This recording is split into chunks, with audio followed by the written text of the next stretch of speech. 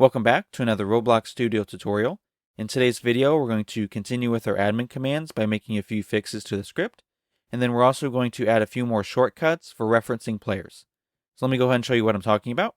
So already we have the me command, which we can use as a shorthand for the admin. So just as an example for that, let me do speed, and then I can do me, and then I can type the value.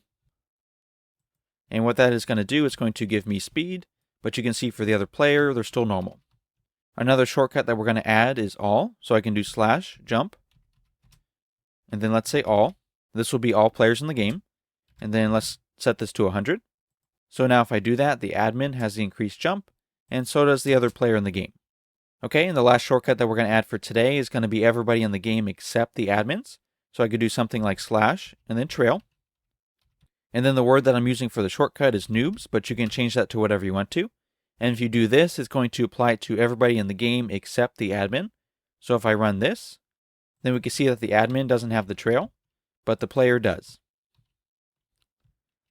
So that applies it to everybody in the game except for the admin. Alright, so let's go ahead and dive in and see how we can do this in Roblox Studio.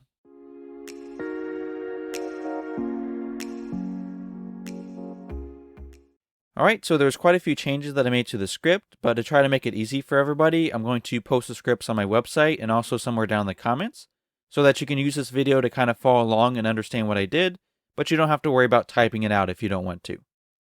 Alright, so the first script that we're going to go over is the user script that should be inside the server script service. Okay, so in this script, I made some changes inside of this function right here. And let me explain the reason why I made these changes first, and then I'll go over what the script is. So what I'm trying to do with these changes is I'm going to add all the admins inside of this folder right here inside of replicated storage so that we can access them in other parts of the script. So whenever a player joins the game, if they're inside of this list up here, we're going to add them to this folder right here so that we can use them later on. And the way I did that is inside of this function here, which runs whenever a player joins the game.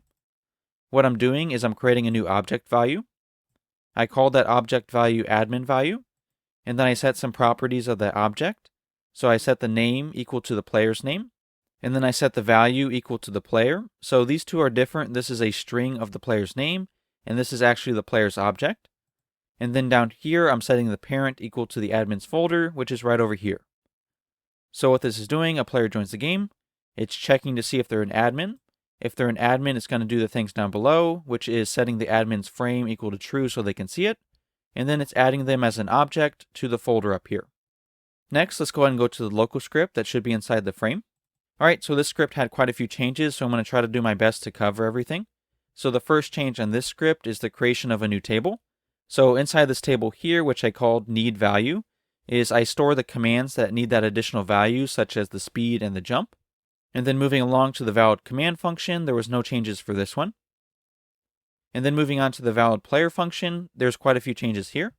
So the first thing I'm doing inside of this function is I'm creating a player table, which I'm going to use to store all the players that I need to run this command for. So right now we're just starting off as an empty table. And then I'm looking to see if there was a shortcut mentioned, either me, all, or noobs. If I see that the me shortcut was used, then what I'm going to do is store the player, which is going to be the local player. And then I'm going to insert that player inside of the table. So if I use me, then only one player, the admin, will get added to this table. If the admin uses the all shortcut, then all the players in the game are going to be stored inside the player table. If the admin uses the noob shortcut, which is going to be all the players in the game except for the admins, what I'm going to do is I'm going to start by storing all the players in the game inside the player table like I did before. But what I want to do is go back in that table and remove all the admins. So the way I'm going to do that is I'm going to loop through all the player objects that are stored inside the admin's folder. And remember from before, all those objects get inserted when the player joins the game. So if they're an admin and they join the game, then they go into this folder here. Okay, so I'm looping through that folder. And I also want to loop through all the players in the game, which I'm doing right here. And then what I'm checking for is to see if there's any matches. So if there's a player in the admin's folder and also in the player's folder, then I'm going to remove that admin. So that's what I'm doing here. I'm checking to see if the admin is equal to one of the players. And if that's true, then I'm going to take the player table and remove the admin.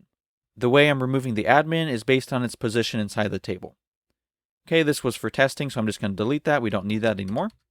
Okay, and finally, if the admin is not using one of the shortcuts, then that means they're going to type in the specific player's name. And in that case, it's going to go down to the else statement. So what we're doing down here is we're going to find the player based on whatever name the admin types. If we're able to find that player, then we're going to insert them inside of our player table.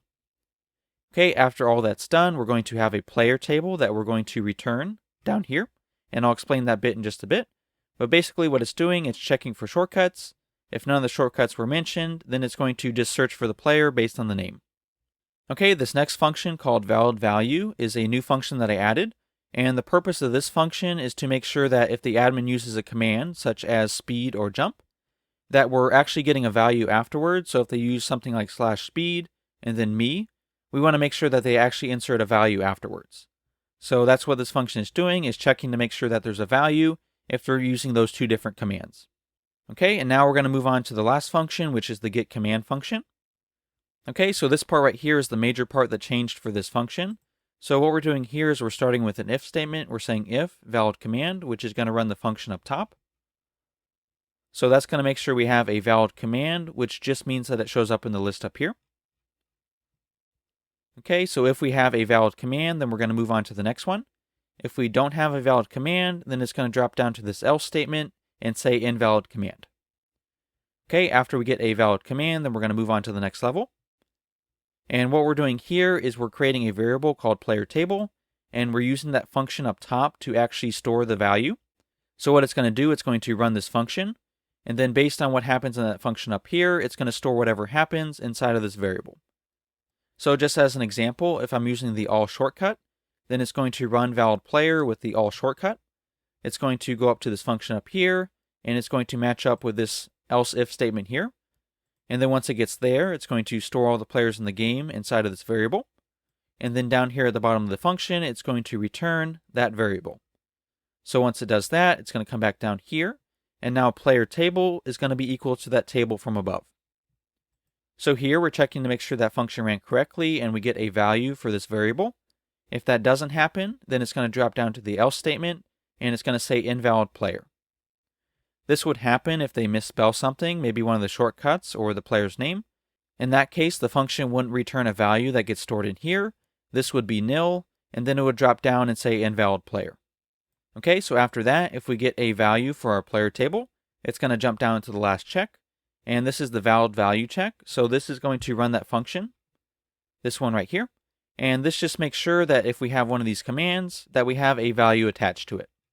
All right, so if it passes all three checks, if we have a valid command, we get a player table, and we have a value if we need one, then it's going to trigger that remote event that we had before.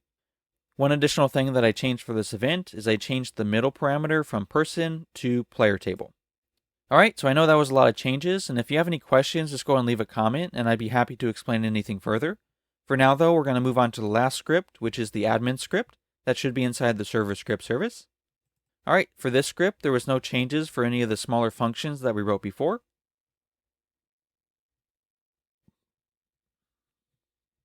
Okay, and down here for the main function, there was only a couple small changes.